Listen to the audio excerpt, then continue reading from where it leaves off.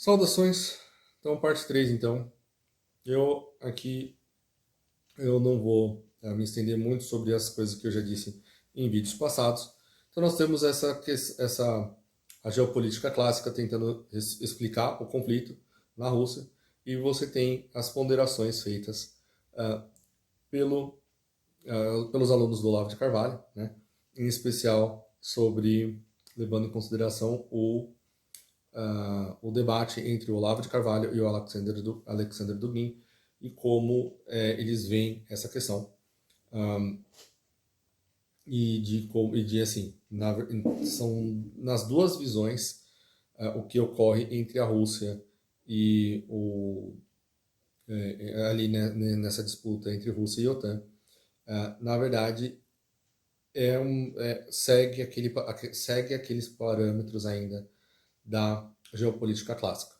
Então, a ideia é que a geopolítica é a ciência e a arte do imperialismo, né?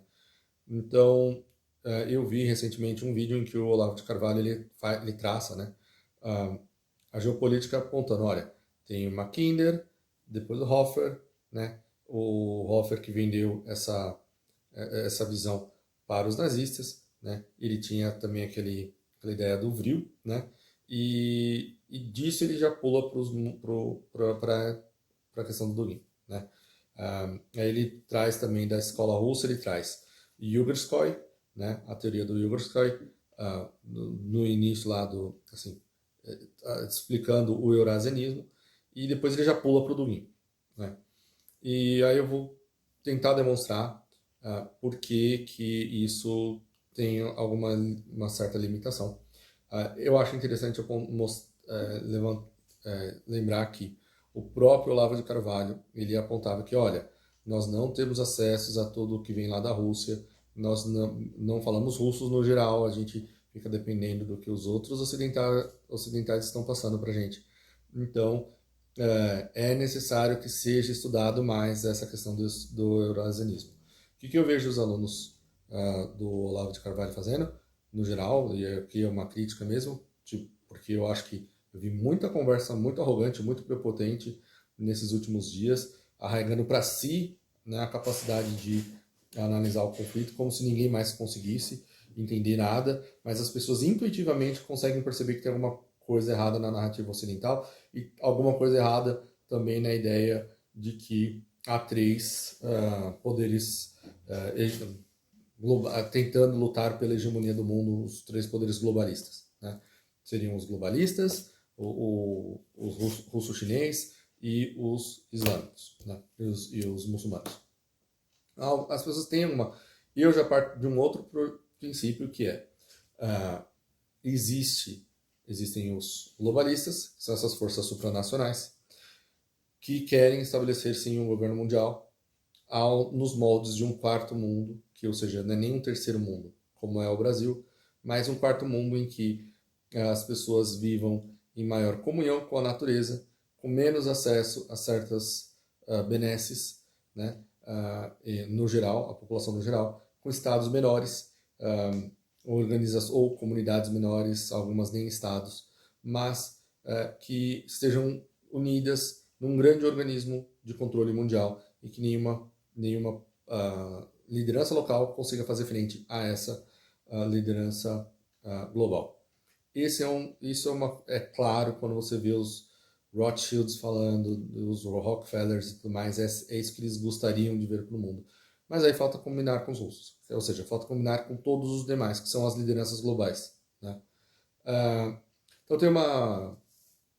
tem aqui uma frase do Mackinder que fala assim: quem governa a Europa Oriental comanda o coração da Europa, né?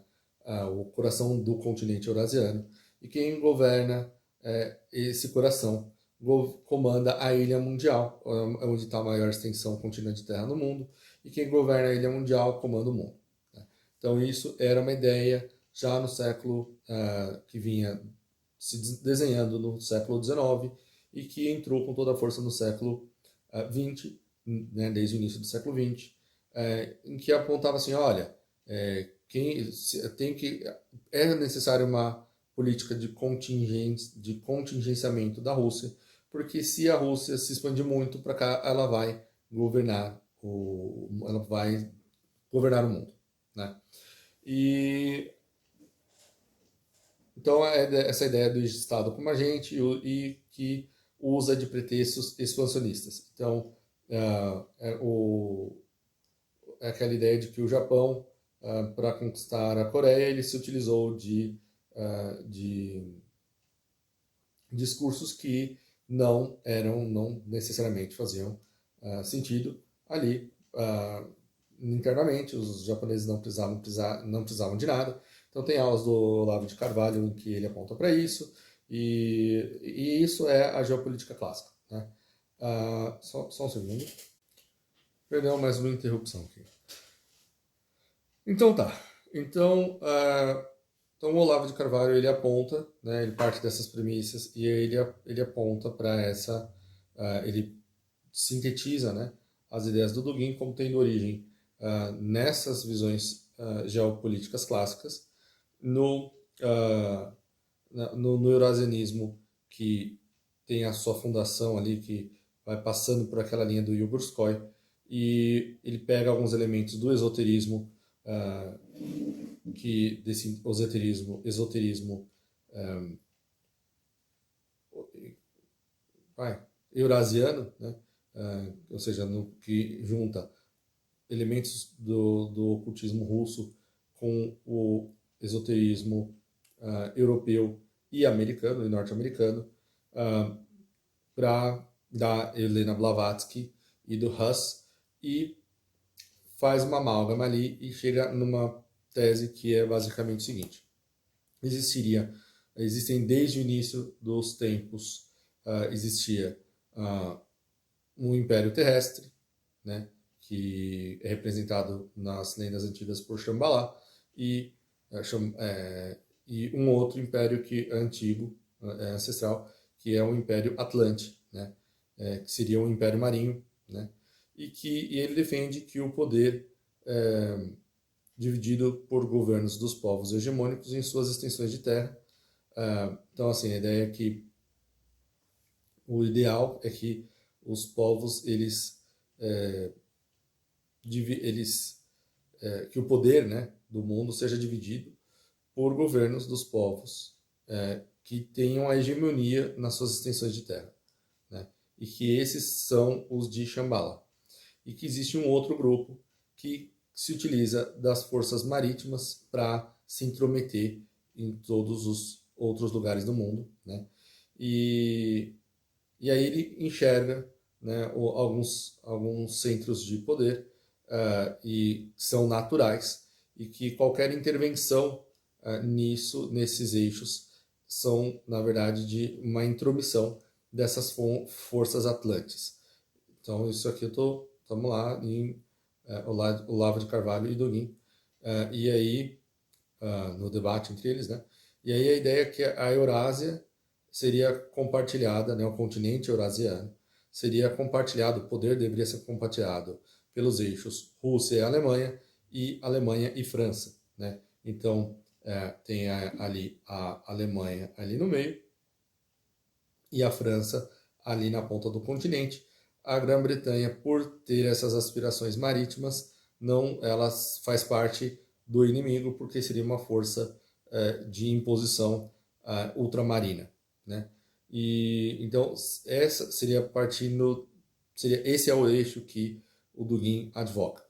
Na época que o Dugin fez escreveu esse livro, era na década de 90 ainda. Era essa época em que ele propagava essas ideias. Essas ideias faziam muito mais sentido em 1995, 97, 2000 do que fazem hoje. Porque o mundo ainda enxergava a União, assim, aqueles países que estavam no entorno da União Soviética, os países eslavos, dentro da União Soviética.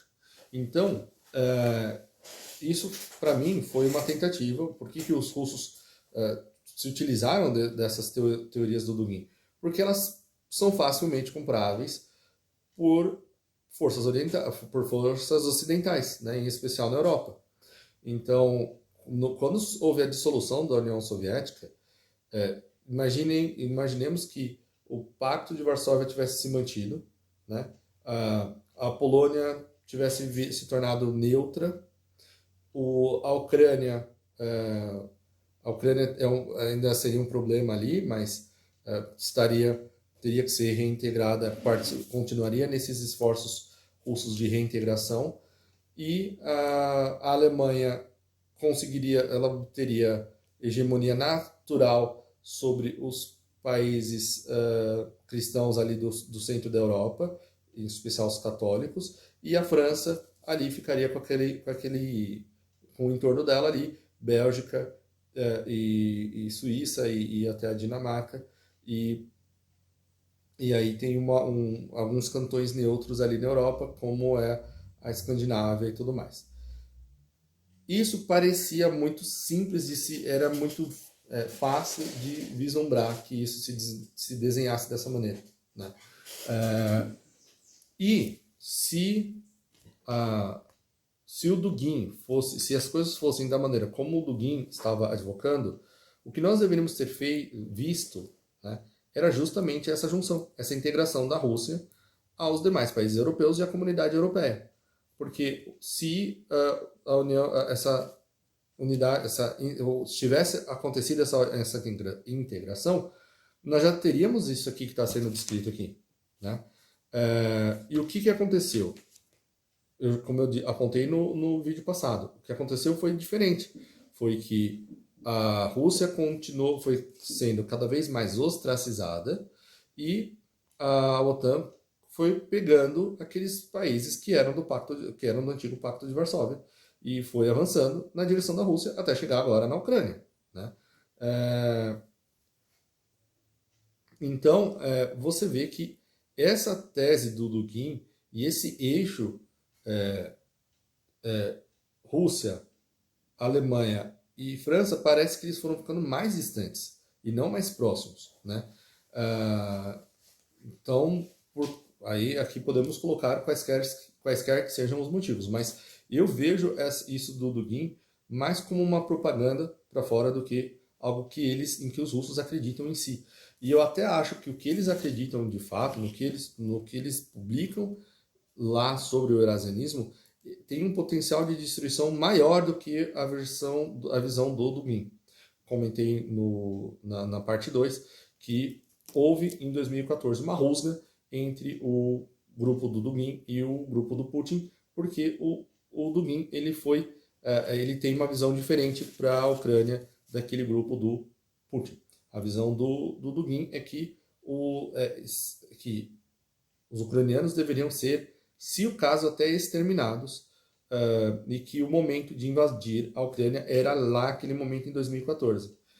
Enquanto que o Putin, ele defendia, talvez por pressão da opinião pública, mas o que ele defendia era uma outra visão de que, na verdade, os ucranianos eles são um povo irmão e que o motivo pelo qual eles sofrem é porque ainda há um resquício daquela guerra civil que houve na própria FSB, na própria KGB, né?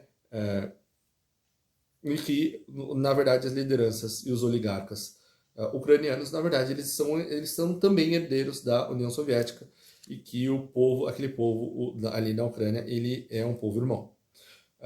Então, pelo menos é isso que ele expõe. Tá.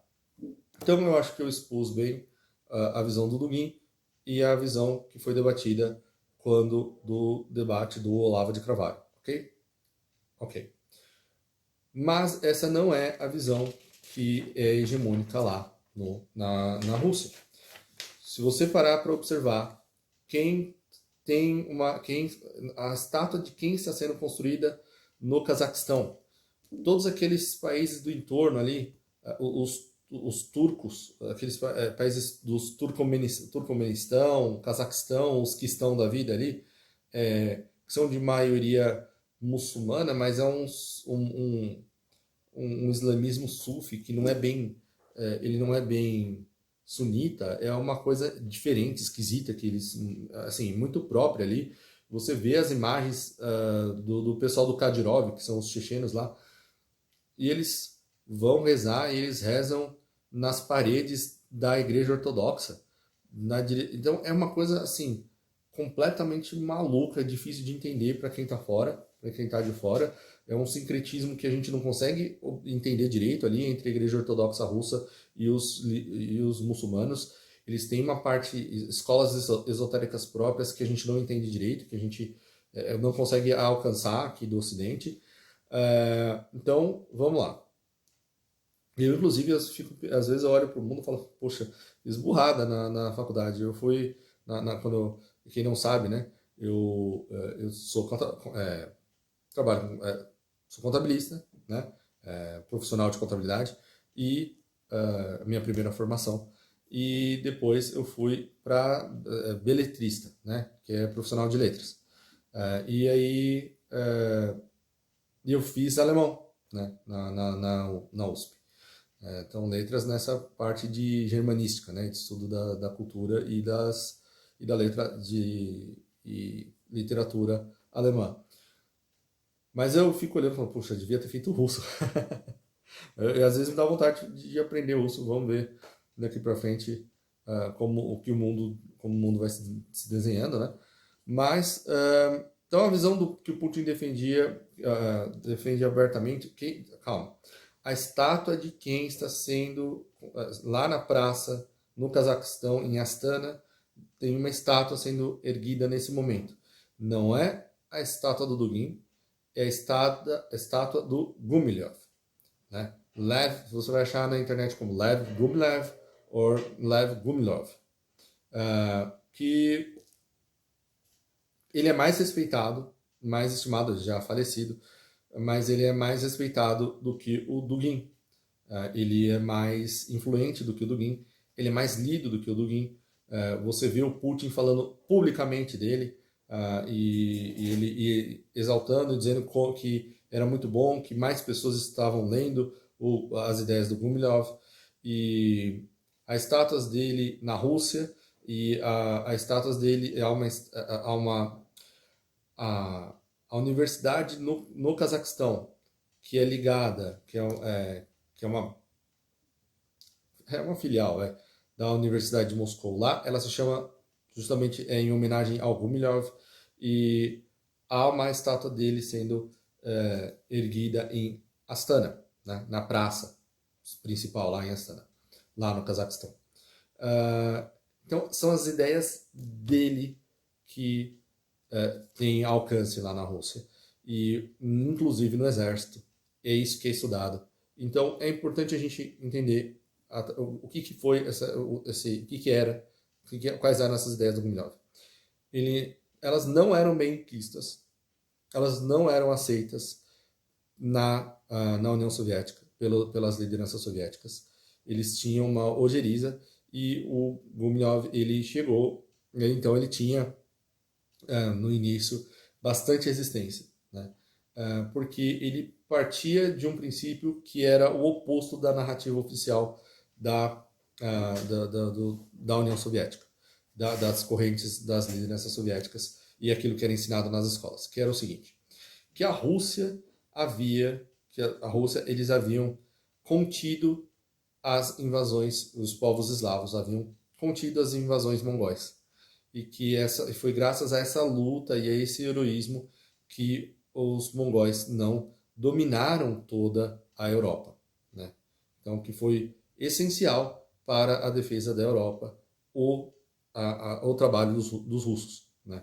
E isso você vê, de certa maneira, na visão do Dugin, porque o Dugin ele vai falar de eixos europeus, de Rússia, Alemanha e França.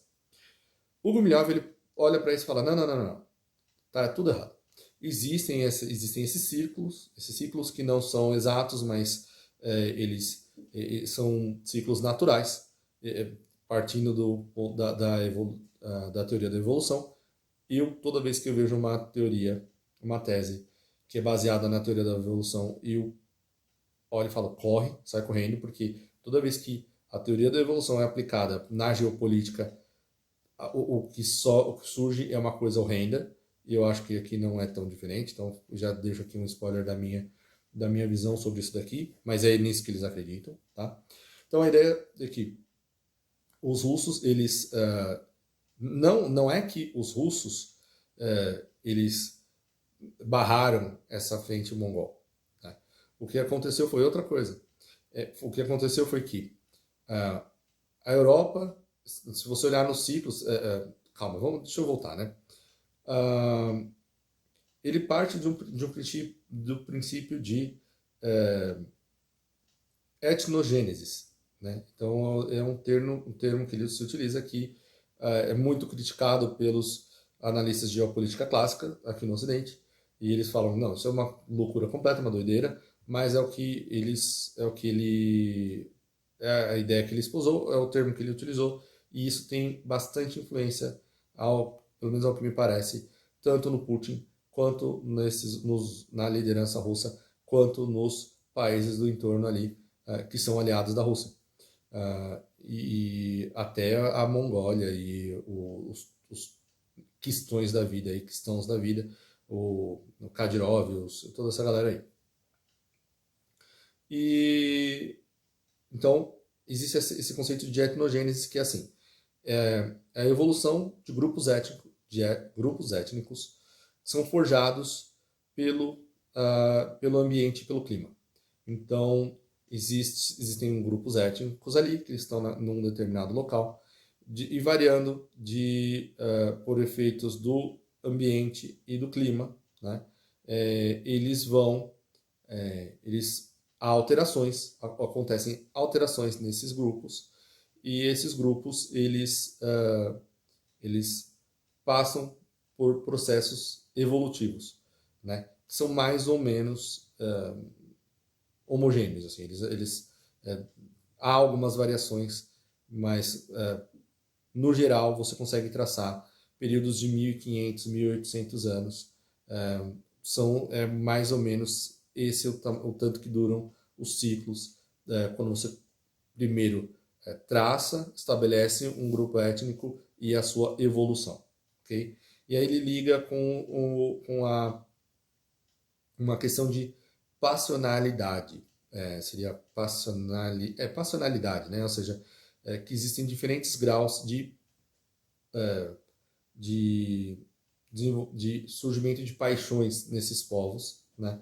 Que fazem com que eles passem por certas fases que causam a expansão desses grupos étnicos, até que esses grupos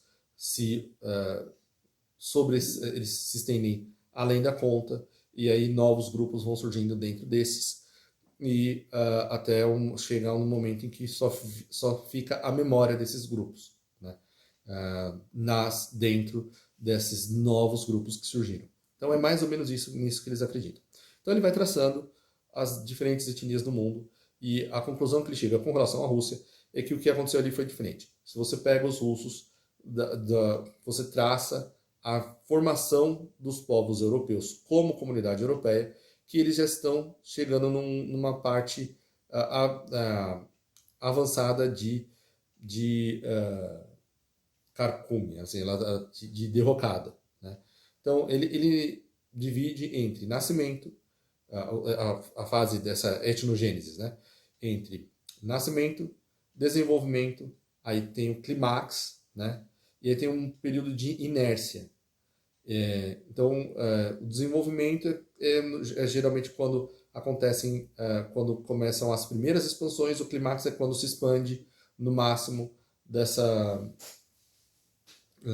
o máximo que consegue ali, e depois passa por um momento de inércia, ou seja, já não há mais a passionalidade de antes, não há mais a vontade de prosseguir, pontos distantes da etnia, eles já vão assim, pontos diferentes da etnia vão se distanciando, né? Em mais de um aspecto, aí chega no momento em que há um momento convoluto, né? Que leva a um obscurantismo, e até esse ponto em que já está tão diluído em outras histórias e em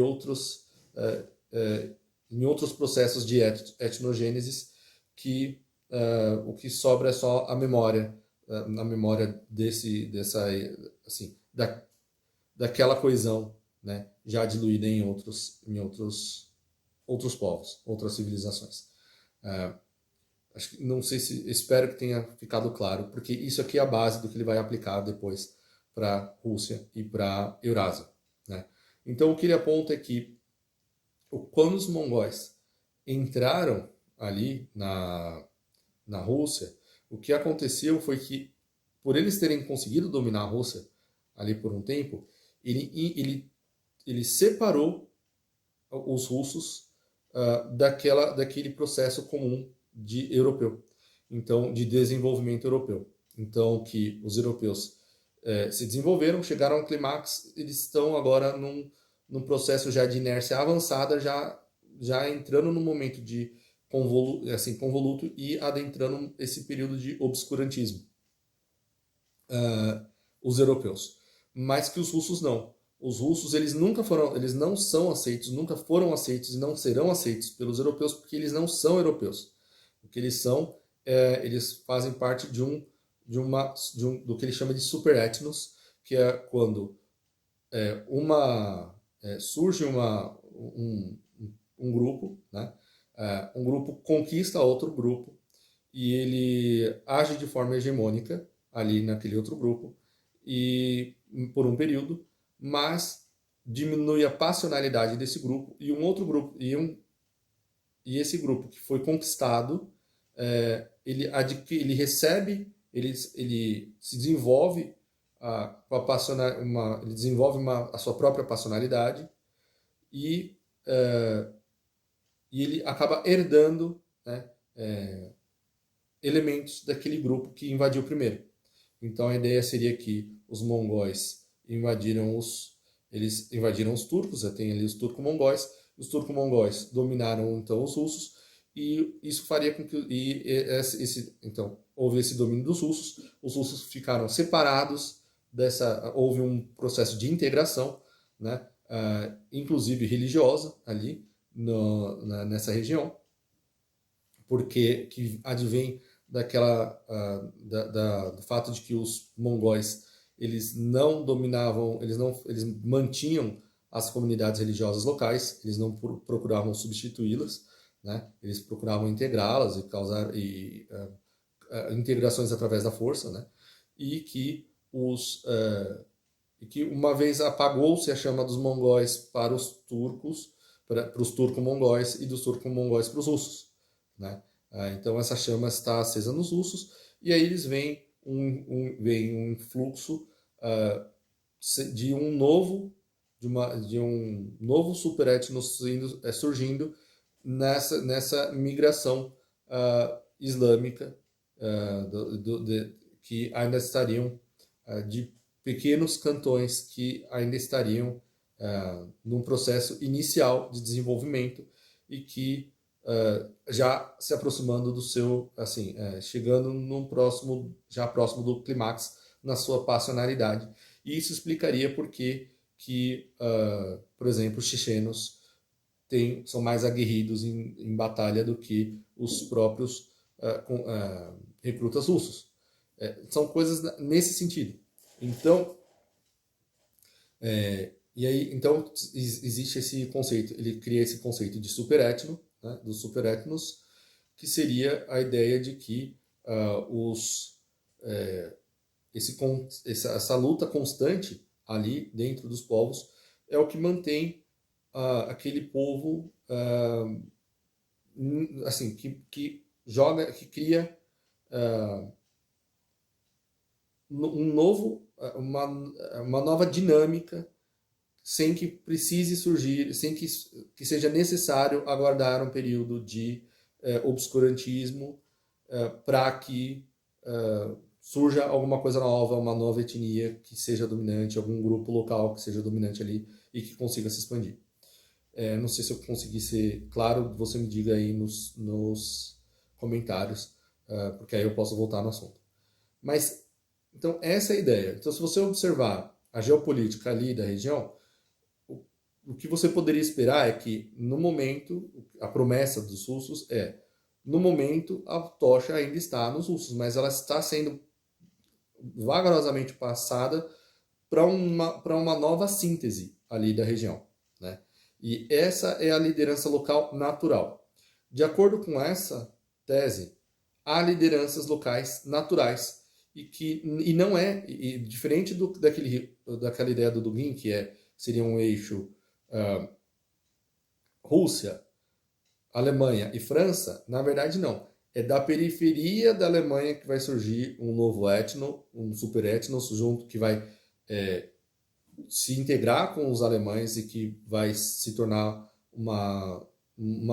vai se tornar a nova força motriz ali da região. E a mesma coisa acontece com a França, porque já são sociedades que apresentam sinais claros de decadência e de obscurantismo e que estão caminhando a passos largos para essa memória, para se tornarem apenas uma lembrança nesses povos.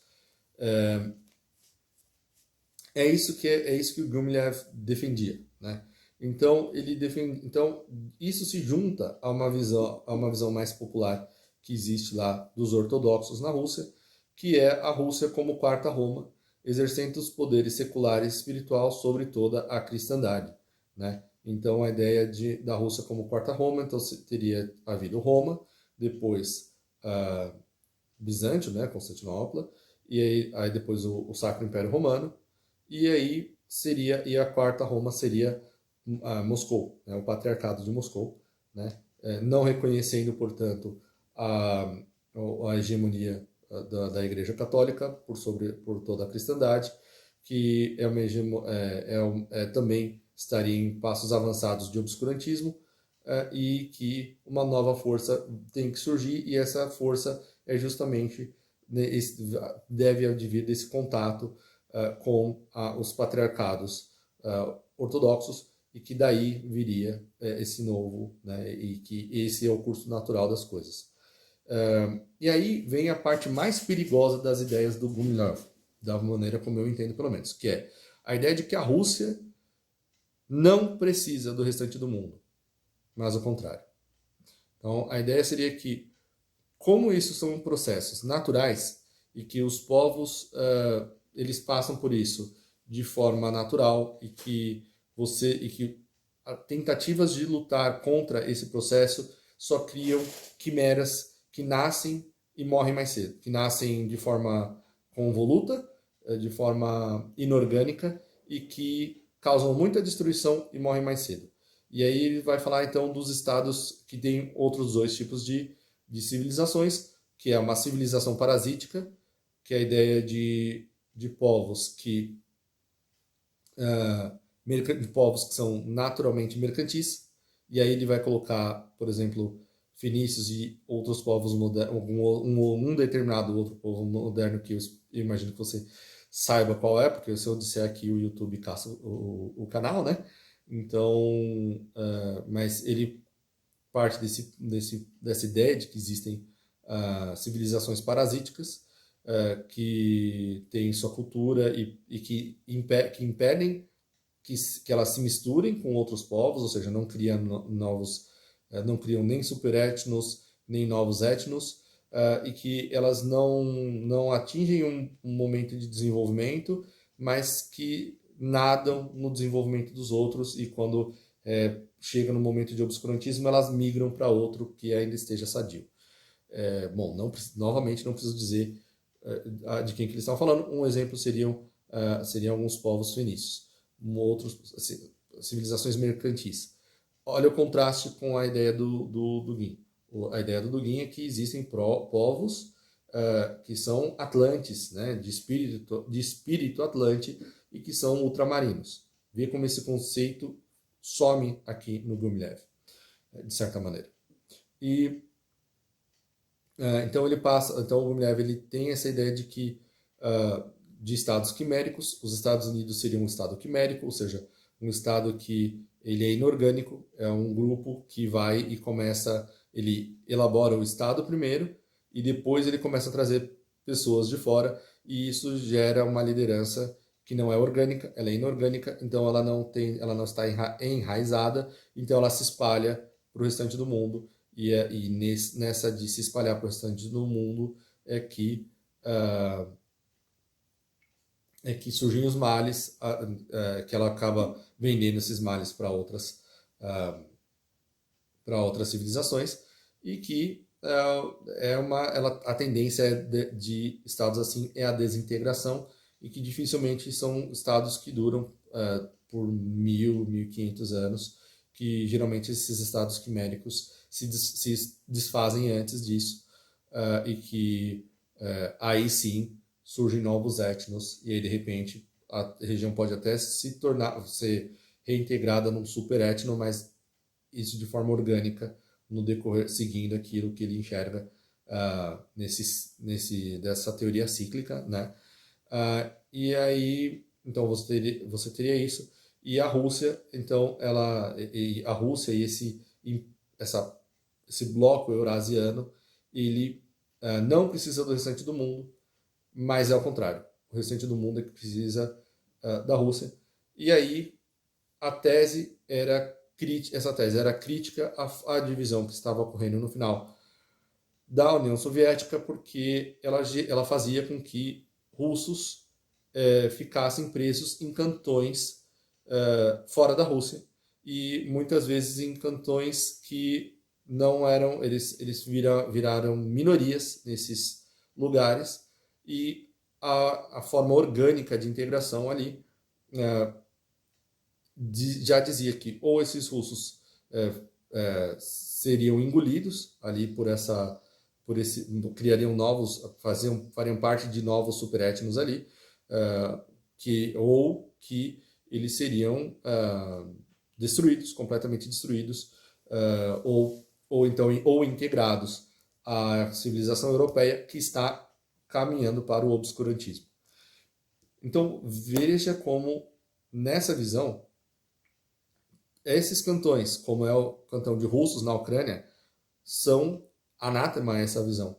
Então, a ideia natural para quem segue essas ideias do Gumilev é olhar para isso, para esses cantões, e falar assim, olha, isso é uma excrescência, e o bloco eurasiano natural engloba parte da Ucrânia, e principalmente a parte que fala russo, né? E a mera proximidade e o mero fato de que há um povo irmão tão próximo ali na periferia, que se considere europeu, já é um problema, porque se os russos são plenamente europeus, nessa visão, eles estão no mesmo processo de derrocada que a Europa. Como eles não aceitam isso, eles se veem dentro de um processo de criação de um novo superétnos, de um hiperétnos até. Então, para eles a situação ali da Ucrânia é inaceitável. E eu não vejo como eles vão aceitar alguns outros, por exemplo, a Geórgia também. A Geórgia nunca, na cabeça deles, não pode fazer parte da comunidade europeia, e por aí vai. E a ideia é que a Rússia jamais será aceita, tanto pelos Estados Unidos como pelos europeus, e esses podem ser varridos do planeta. Então a ideia é que, se a ideia é que a Rússia vai se fechar, de que o superétnos natural dela é com aqueles povos com os turco-mongóis e com os mongóis, e é muito engraçado, muito curioso você ver aqueles buratinos dentro do exército russo, que você vira e fala assim, não, mas esses caras, eles não são europeus, né? Eles não têm fisionomia de europeu, mas eles estão ali, e o fato de que há essa tentativa de integração dos russos com esses povos é muito curioso, que a forma como eles, como eu disse, até dos chechenos lá, rezando nas paredes da igreja ortodoxa. É uma coisa bem bizarra mesmo. Então a ideia de que a Rússia pode se fechar e que um governo mundial pode surgir sem a Rússia, mas ele não pode vingar sem a Rússia. Aí é por isso que eu falo que eu vejo esse conflito entre Rússia, China e os globalistas mais como uma disputa entre poderes supranacionais, globalistas, que procuram um outro tipo de hegemonia, enfrentando forte oposição de lideranças locais, e que são muito fortes, né? E que continuam muito fortes, e que no momento parecia que havia uma tentativa de integração, mas essas tentativas ruíram, né? Uh, e vai um pouco nessa. Eu acho que daí podem surgir aqueles 10 blocos, que é aquele modelo do Clube de Roma. Eu acredito que sim, mas vejam como são visões conflitantes, essa do Clube de Roma e e dessa galera das grandes sociedades aí, do quarto, essa galera do quarto mundo aí, né? Então é isso. Aí tem a questão dos europeus e americanos quererem que a Federação Russa se desfaça. Isso é amplamente divulgado lá na Rússia, né? Assim como foi feito com a antiga Iugoslávia, ou seja, que a Rússia se separasse seria melhor se a Rússia se separasse em diversos cantões. Então a ideia seria, uma vez que a Ucrânia conseguisse o sucesso em se integrar à União Europeia, que a Geórgia se integrasse à União Europeia e à OTAN, e aí que houvesse um esfacelamento da Rússia, dividindo em cantões que se sentem mais europeus, outros que se sentem menos europeus, ou seja, diversas divisões ali que seriam mais facilmente controladas nesse contexto de um quarto mundo. E é isso que as lideranças russas veem, pelo menos é o que eu entendo. E que a maior ameaça à soberania russa é a demográfica, né? Que é justamente quando as ideias ocidentais entram ali na Rússia, que os russos eles começam a ter problemas, tem problema nas taxas de natalidade e tudo mais, e que isso é justamente esse resquício desse obscurantismo europeu, de uma sociedade que está carcomida e que está caminhando para a destruição, e que os russos têm que se distanciar dessa civilização, porque senão eles correm o risco de serem engolidos, e aí impedindo assim a criação de um superétnos com aqueles turco-mongóis e com os demais povos que estão ali na Rússia. E aí tem mais uma coisa que eu acho importante de levantar, que é o fato de que o russo médio pouco se importa com eventos que não envolvem a Rússia. E então é difícil para os ocidentais, mesmo para nós brasileiros, que somos assim, temos uma tendências assim bastante multipolar, como cosmopolita, né, e sempre muito ligados ao que acontece na Europa e nos Estados Unidos e tudo mais. E é muito interessante perceber também como o brasileiro médio percebe questões como a produção nacional e como os russos percebem. Porque os russos, ainda hoje, eles ainda fabricam seus próprios carros, eles têm a sua montadora própria. Você fala isso aqui no Brasil, literalmente tem gente que ri da sua cara. O fato por exemplo, nós tínhamos a Gurgel. A Gurgel não presta. Para os russos, olha, não presta, mas a gente está fazendo. Talvez um dia preste. Talvez a gente tem que continuar incentivando, porque talvez um dia preste. Talvez um dia a gente não tenha outra opção. Porque um dia pode ser que, por exemplo, aqui no Brasil, o que seria, o que aconteceria? Alguém me responde. O que aconteceria se a comunidade, o que vai acontecer quando a comunidade internacional chegar e falar assim: bom, como vocês não cuidam da Amazônia, vamos cancelar vocês também. Então, olha que absurdo, está tendo queimadas na Amazônia, a Volkswagen vai sair do país, todas as montadoras vão sair do país. E aí, como é que fica o brasileiro? Nós não temos nada. Não, mas aí nós vamos começar, a gente pode ter. Aí a gente vai pensar numa montadora própria. A nossa própria montadora própria, a gente vai fazer do zero. Então, assim, com que dinheiro? Os bens todos bloqueados, como acontece na Rússia.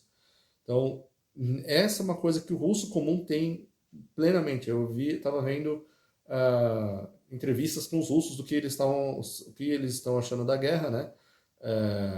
Você acredite ou não acredite, né? Então tinha gente que era mais crítica, tinha gente que era mais a favor, mas o que eu conseguia sentir era que Ah, e as sanções? A gente vai sobreviver às sanções porque nós temos o nosso próprio serviço de e-mail, a gente tem a nossa própria versão da internet, a gente tem o nosso próprio sistema de GPS, a gente tem os nossos próprios serviços. Os celulares a gente não fabrica, mas a gente tem os Xiaomi que são da China. Nós temos a nossa própria indústria de chips, nossa própria. Então eles têm tudo próprio ali, né? Eles têm a versão deles das coisas. Acho que eles tinham preferência de usar, eles tinham acesso às coisas ocidentais, então usavam, mas eu lembro de uma falando assim, olha, é uma ostentação usar ela tira aqui o iPhone, né? Infelizmente não vou poder mais usar iPhone, vou usar um Xiaomi, mas né, eu vi essa guria falando e falei assim, puxa vida, o jeito como ela, né, para ela, tipo, grande coisa, a gente vai passar por uma dificuldade, mas a gente tá acostumado com dificuldade aqui, e Moscou recentemente foi designada pela ONU como a melhor cidade do mundo, a melhor megalópole do mundo para se viver, a gente vai passar por cima disso, né? Então, eu acho que é importante a gente ter isso em mente, entender como entra a população russa aqui e como eles estão enxergando essas questões, né? E aí, para finalizar, eu vou falar um pouco sobre aspectos espirituais e religiosos. A maior parte sobre isso eu posto lá no Recanto do Guerreiro. Eu não tenho postado eu tenho postado muitas notícias, muitos vídeos lá sobre o que eu estou acompanhando, mais ou menos para que vocês tenham uma ideia, mas eu não tenho postado, não postei áudio exclusivo lá essa semana, mas eu pretendo postar um nos próximos dias, mas essas coisas de cunho espiritual e de cunho de como isso se envolve nessas questões geopolíticas e tudo que não é possível de falar aqui no YouTube, eu posto lá, tenho postado lá no Telegram, no Recanto do Guerreiro, né? Então aqui o nome do canal aqui é Café com Escrita, lá você procura por Recanto do Guerreiro, né? E então eu fiz isso, né? Eu, mas enfim, eu tenho esse conteúdo lá, mas eu quero pontuar pelo menos essa questão aqui, né? Então, primeira questão que tem surgido já há alguns anos, eu já faz uns 7 anos pelo menos, que rola essa história de que o Putin teria perguntado ao Papa sobre a consagração da Rússia e que o que ele recebeu não que ele tivesse pedido para que o Papa consagrasse a Rússia, mas ele perguntou, e aí, e essa história de consagração da Rússia? E que o Papa teria respondido, não se preocupa com isso não tem, não esquece esse assunto, não vamos falar disso. E aí volta para aquilo que a irmã Lúcia teria explicado na década de 50, né? Que não sendo consagrada, né? Era assim, não, na verdade não. A Rússia espalhará, ou seja, a certeza, os seus erros pelo mundo. A Rússia espalhará seus erros pelo mundo. E, caso não seja consagrada, e muita gente acredita que a consagração não foi feita, inclusive o padre Amorth, que era o exorcista-chefe do Vaticano até a sua morte, não acreditava que a consagração tivesse sido feita, como a Nossa Senhora pediu. Foi feita uma outra coisa, mas não o que a Nossa Senhora pediu. E caso a Rússia não seja consagrada ao Sagrado Coração de Maria, ela será o flagelo de Deus no mundo. Então, a Rússia será o flagelo de Deus no mundo. O que essa tese teoria do Gumilyov me assusta é o seguinte, é o fato de que, e você vê o Putin falando isso em rede internacional até. Para que nós precisamos de um mundo sem a Rússia? Assim, eu vejo eu como líder russo. Tudo bem, assim, se houvesse uma guerra mundial seria trágico para todos, mas no mundo que se volta contra a Rússia, isso antes disso tudo acontecer, disso tudo que está acontecendo, um mundo que se volta contra a Rússia, né? Um mundo sem a Rússia, assim, a Rússia não precisa do mundo. Assim, se o mundo não precisa da Rússia, a Rússia não precisa do mundo. Isso, então, falando do restante do mundo inteiro, né? Aí tem essa questão da aliança russo-chinesa. Para o Gumilyov, a ideia seria que a China ela tem uma expansão natural para o Mar da China, né? No Mar da China, as Coreias, o Japão e até chegar ali nas Filipinas, toda aquela região ali é tudo Rússia, não é tudo, não, é tudo China.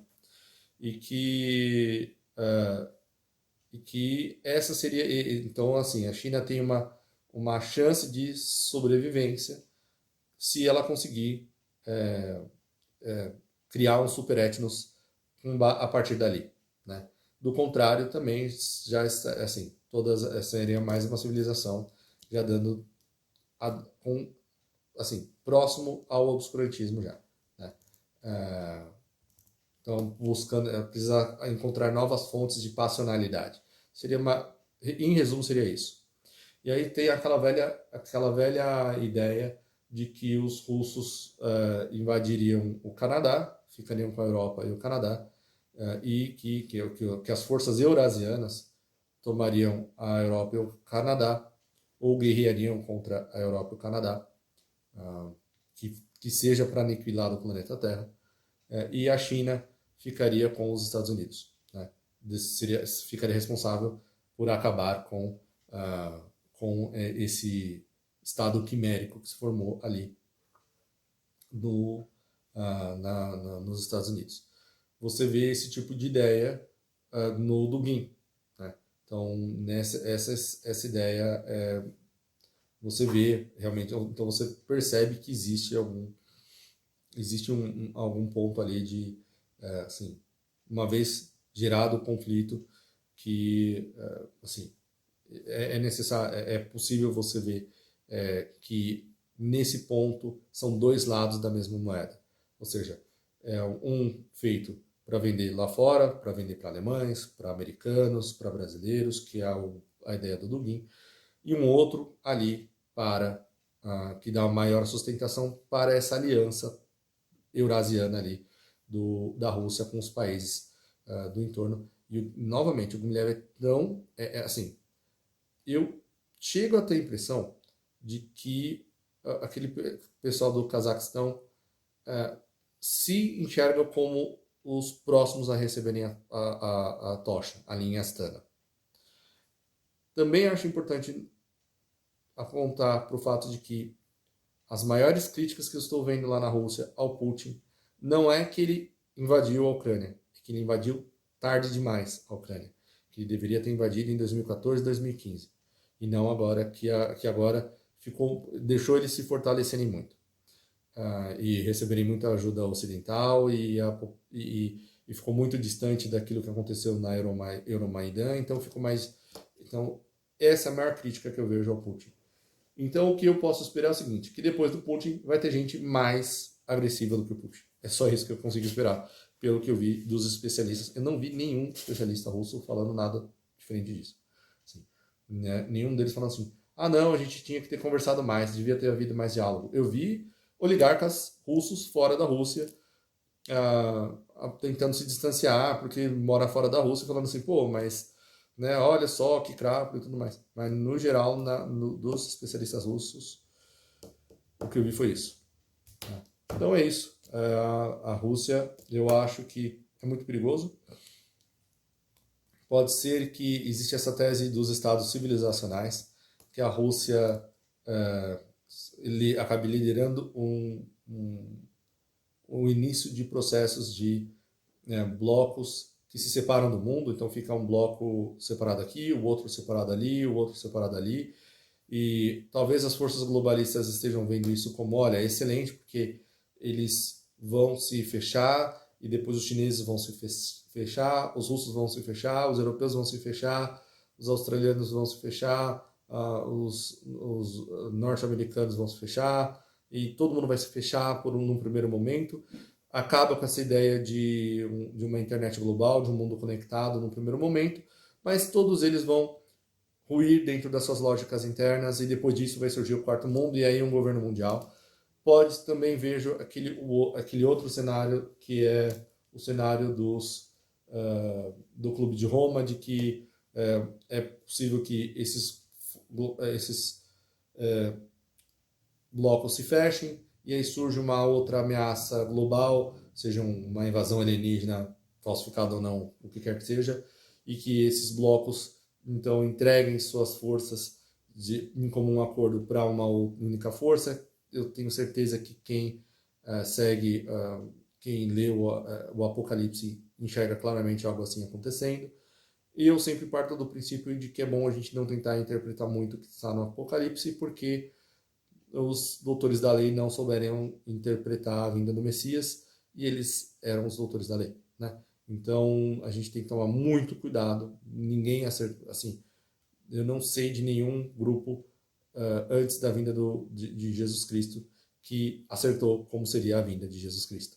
Então eu não acho que nós temos a capacidade de realmente entender, porque nós não sabemos quando que vai ser, e talvez o mundo esteja muito diferente quando aquele momento derradeiro do Apocalipse aconteça. Até lá, o que nós temos é que a Rússia espalhará os seus males pelo mundo, e que, caso ela não seja consagrada, que ela vai ser o flagelo de Deus. Deus vai se utilizar da Rússia para castigar o mundo inteiro. Então aí entendam como quiser. Aí tem, bom, enfim, as demais coisas seja os 3 dias de escuridão e tudo mais, eu vou deixar para o Telegram, porque já está de bom tamanho. 3 partes, 3 vídeos de 1 hora mais ou menos cada um. Esse aqui está com acho que um pouco menos, mas está chegando já, né? É isso. Espero que vocês tenham gostado. Se gostaram, se não gostaram também, deixem aí nos comentários quais são as críticas. Curtam, quem gostou, curta o vídeo, compartilhe, inscreva-se no canal, assine o sininho, entrem lá no Recanto do Guerreiro, lá no Telegram, lá no Facebook você ainda me encontra como Espírito nas Sombras, mas que é o nome do meu primeiro livro, mas eu não tenho postado muito lá, porque o Facebook é impossível de trabalhar, o YouTube está indo na mesma direção, motivo pelo qual eu criei um Rumble, e um Locals, e vamos ver no que eu vou tentar continuar pensando em outras plataformas aí, e vamos ver no que dá, ok? É isso. Eu vou ficando por aqui, fiquem com Deus, um forte abraço e até a próxima.